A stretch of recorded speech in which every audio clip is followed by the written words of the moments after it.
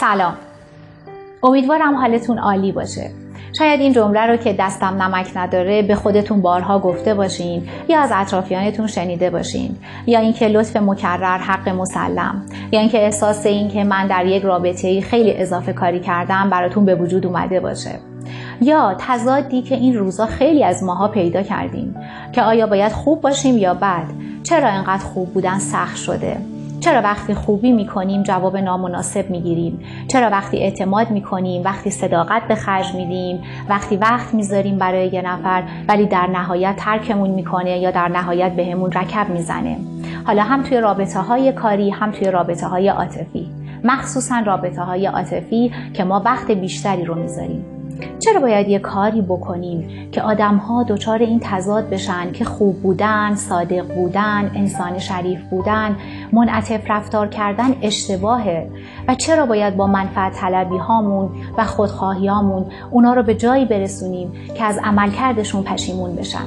متاسفانه این روزها خیلی زیاد شاهد این مسئله هستیم و خیلی زیاد می‌بینیم که آدمایی که کار خوب انجام میدن جواب معکوس میگیرن. دوست عزیزی که وقتی حالت خوب شد باعث حال بد اون آدمی میشی که حالت رو خوب کرده. یکم به اعمالت فکر کن، یکم به رفتارت نگاه کن، به چند سال پیش که حالت بد بود، به روزای بدی که داشتی، به افسردگی ها، به ناامیدی، به حسای منفی به زندگی، و اینکه یه نفر پیدا شد حالت رو خوب کرد، فضای مثبتی برات درست کرد، اعتماد به نفس از دست رفتت رو بهت برگردوند، وقت برات گذاشت، انرژی گذاشت، یک عالمه حس به تو داد که شاید هیچ کس نمیتونست اون حسا رو به تو بده، مخصوصا خودت.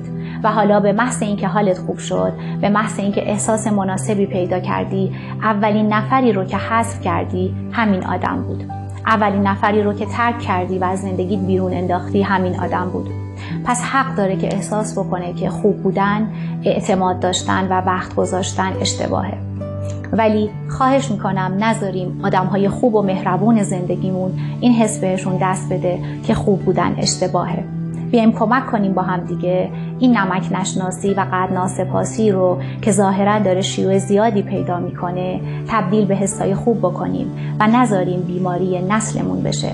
فرزندانمون رو خوب تربیت کنیم، حسای خوب به هم دیگه بدیم، همسرای صادقی برای هم دیگه باشیم، شریک‌های عاطفی با رحم و با شفقتی باشیم و این حسای انسانی رو به هم دیگه منتقل کنیم و یواش یواش این احساسات منفی و این نمک نشناسی هایی رو که در ذهن بعضیا درست کردیم از بین ببریم و اجازه بدیم که نسل آینده با حس خوب به انسان‌ها نگاه کنند و خدمات مثبت‌تری رو به خودشون و روابط عاطفیشون ارائه بدن.